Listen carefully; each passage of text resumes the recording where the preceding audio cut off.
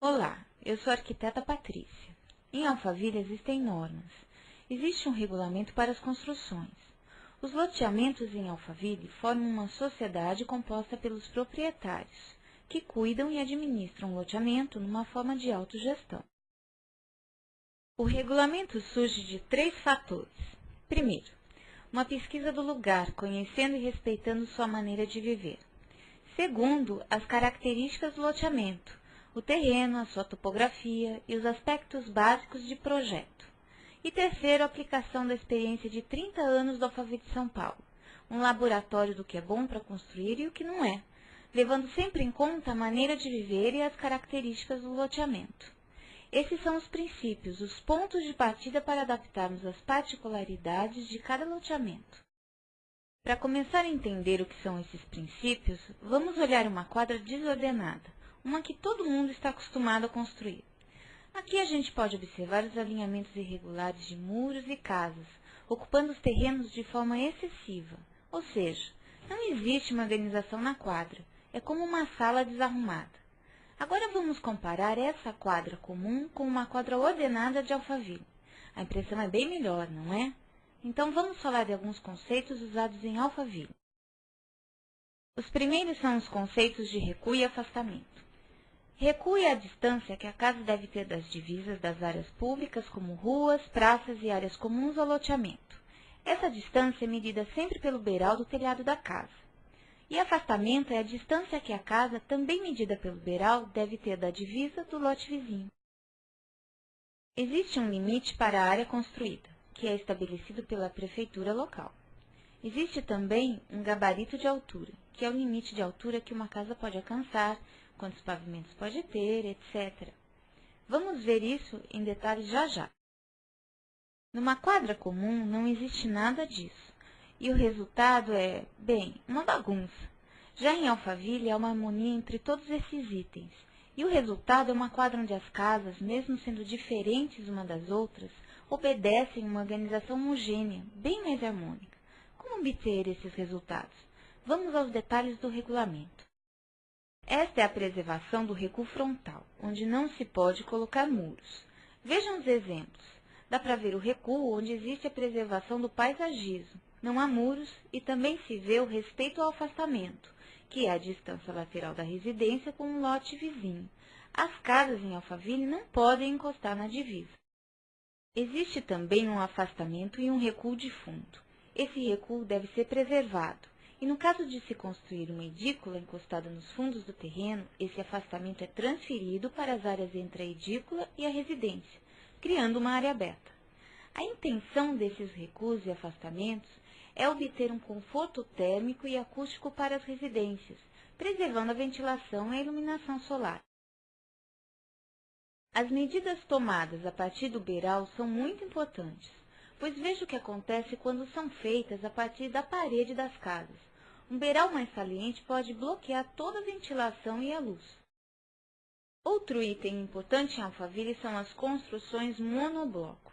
Quando o terreno da casa faz divisa com áreas de preservação, como lagos e parques, a edícula, se existir no projeto, deve se incorporar à casa, para manter o recuo da construção com essas áreas de interesse ambiental. Em Alphaville residencial não existem lotes de esquina, que é quando um terreno tem frente para 2 ruas que se cruzam.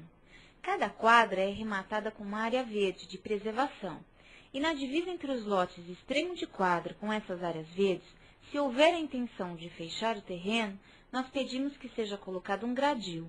O gradil, ao invés do muro, integra muito melhor o arremate da quadra com o paisagismo de sua residência, criando ambientes muito mais bonitos, além de permitir um recuo um pouco menor da casa com a área verde. Mais um pouco sobre os extremos dos lotes.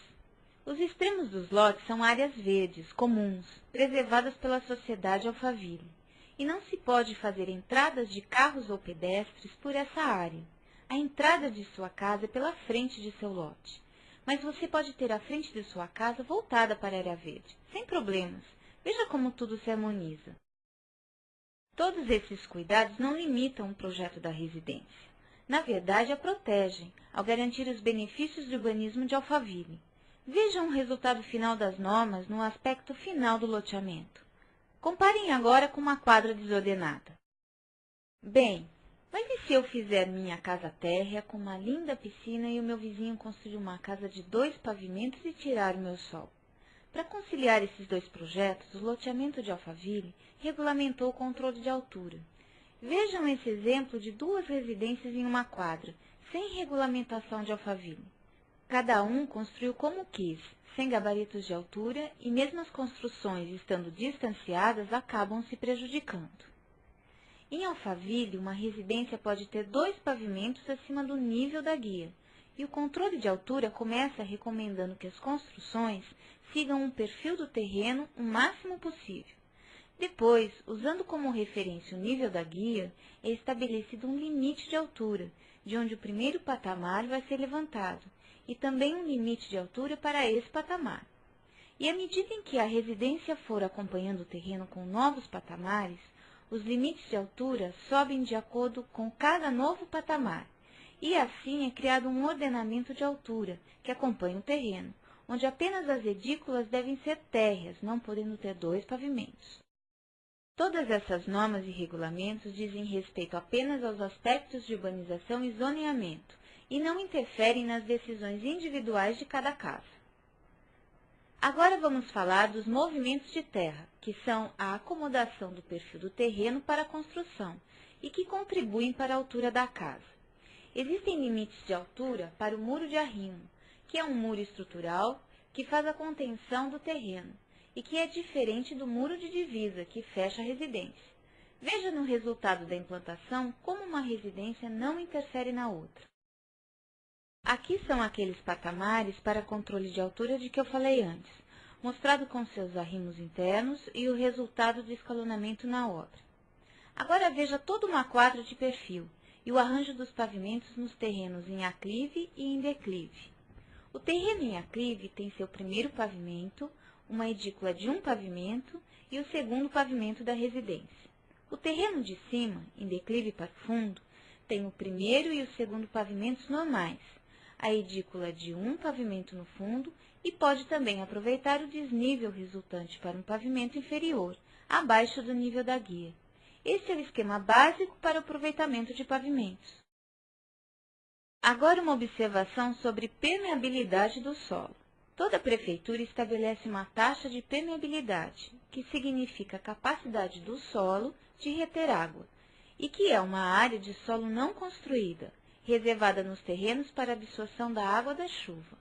O regulamento de Alphaville respeita essa taxa de permeabilidade estabelecida pela prefeitura.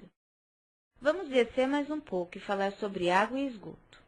Em Alphaville, água e esgoto circulam pelas áreas de servidão, que são aquelas áreas não construídas nas laterais dos terrenos, os afastamentos, lembram-se?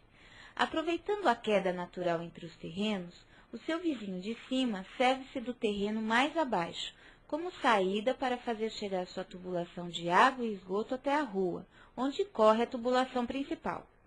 Ali, embaixo da calçada, em área pública, correm as conexões elétricas e de telefonia, as tubulações de água e, mais abaixo, a rede de esgoto. Por fim, um último regulamento, o regulamento de obras. Ele existe para preservar o bem-estar de quem mora em Alphaville e é aplicado desde a primeira construção. Diz respeito à organização na obra, horários, segurança, padrão de tapumes, limitação de publicidade, etc.